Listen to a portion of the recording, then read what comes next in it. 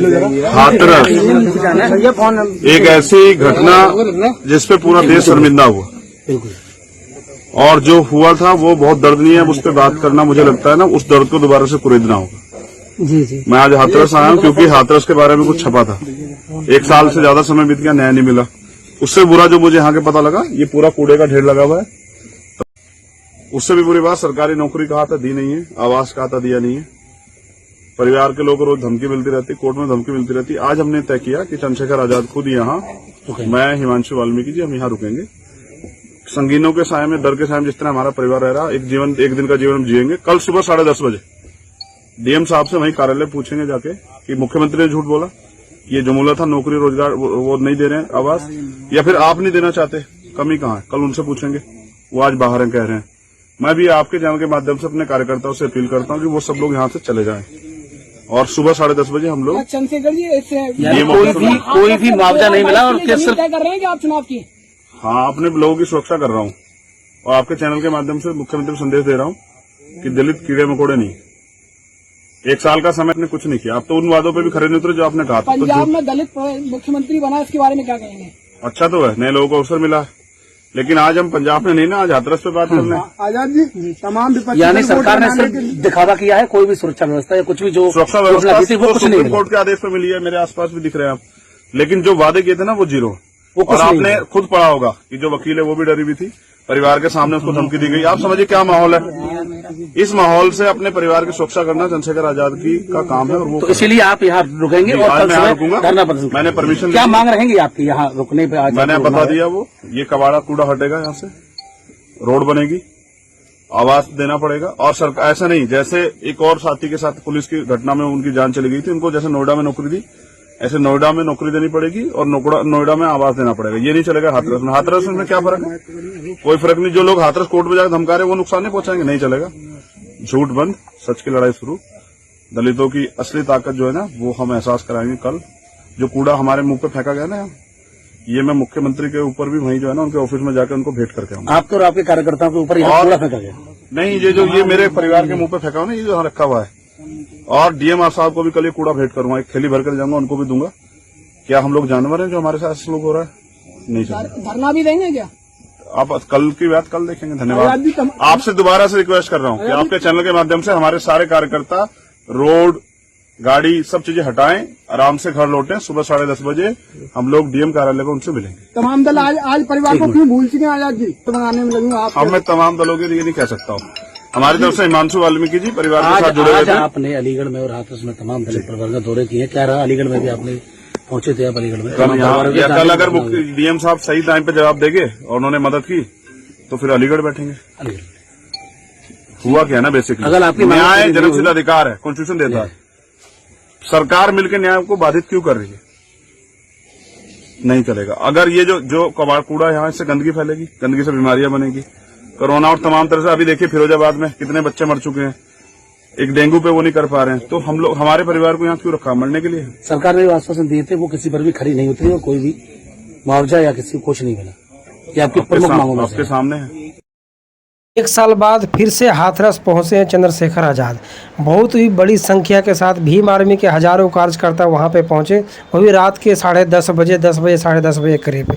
वहां का माहौल ही बहुत ही मतलब आप समझ सकते हैं कि जिस तरीके से 1 साल पहले का जो माहौल था कि वहां पे पुलिस प्रशासन किसी भी कार्यकर्ता को या सामाजिक कार्यकर्ता हो या राजनेता उसको घुसने नहीं दे रहा था। तो उस टाइम पूरे देश और दुनिया में खबर चली थी, सरकार के प्रशासन के ऊपर दबाव बना था। इस बार चंद्रशेखर आज़ाद पहुंचे हैं। आप देखिए कि 1 साल बाद भी स्थिति वैसे ही है। उनके पहुंचने के बाद देखिए रात में काम चल रहा, रात में गलियों में रोड नाली का काम शुरू हुआ है।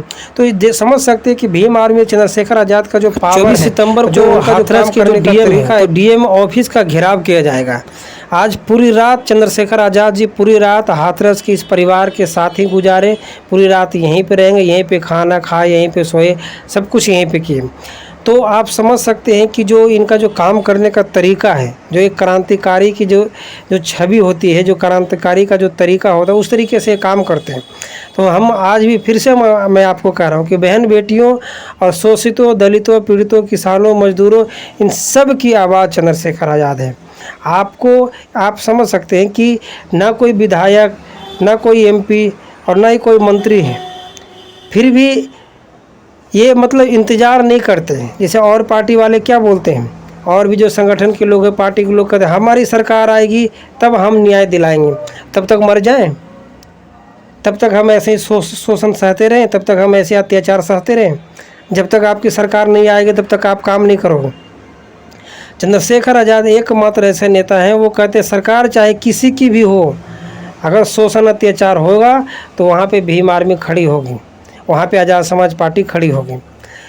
तो आप समझ सकते हैं कि पिछले साल जो हुआ, उसके बाद जो चंद्रशेखर आज़ाद जी की जो छवि हुई एक उभरते राजनेता के रूप में, भारत का एकमात्र उभरता हुआ राजनेता, जो अमेरिका के दुनिया के सबसे प्रतिष्ठित मैगजीन टाइम ने जो उनको जो सम्मानित किया, आज उसी हाथरस उसी जगह पे गए हैं, उसी परिवार से मिले हैं और वो ये जानने की कोशिश कर रहे हैं कि जो उनसे वादा किया गया था उन वादों का क्या हुआ।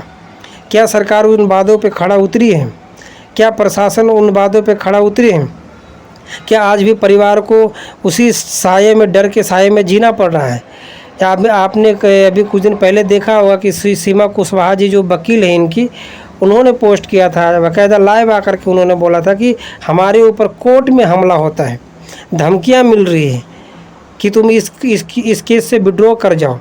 तो आप समझ सकते हैं कि इस तरीके से जो घटनाएं होती हैं, तो पीड़ित परिवार अगर समझ सकते हैं कि जो हाईलाइटेड घटना नहीं है उनके साथ क्या होता होगा, उनके साथ ऐसे मैनेज हो जाता होगा, उनको डरा के धमका कर उनके साथ कुछ भी करा लिया जाता होगा। जबकि इतना हाईलाइटेड घटना पे जब इतना मशक्क़त करना पड़ रहा है, जबकि सीबीआई जांच हुई, उसमें पाया गया, जो भी है जांच की विषय है और 1 साल हो भी गया है, लेकिन वो तो चलो कोर्ट का फैसला कोर्ट सुनाएगी क्या करना नहीं करना, लेकिन जो सरकार और प्रशासन ने जो वादा किया था वो वादा अभी नहीं निभाया गया। तो भीम आर्मी और आज़ाद समाज पार्टी के जो राष्ट्रीय नेता हैं चंद्रशेखर आज़ाद जी, इनका कहना है कि पीड़ित परिवार को सुरक्षा की सख्त ज़रूरत है और उनको आवास दिया जाए, उनको नोएडा में नौकरी दी जाए, इस तरीके की डिमांड है। पीड़ित परिवार आज भी डर के साए में जी रहा है। आप क्या सोचते हैं चंद्रशेखर आज़ाद जी के इस तरीके के काम करने का जो तरीका है उस पर आपका क्या विचार है? आप हमें कमेंट बॉक्स में बताइए। ऐसी राजनीति सभी पार्टी के नेता लोग करते हैं, काश ऐसी राजनीति जितने भी राजनीतिक दल है सभी लोग करते तो कोई भी पीड़ित परिवार किसी भी बहन बेटी के साथ अत्याचार नहीं होता, और उनको अगर होता भी तो उनके साथ न्याय जरूर होता।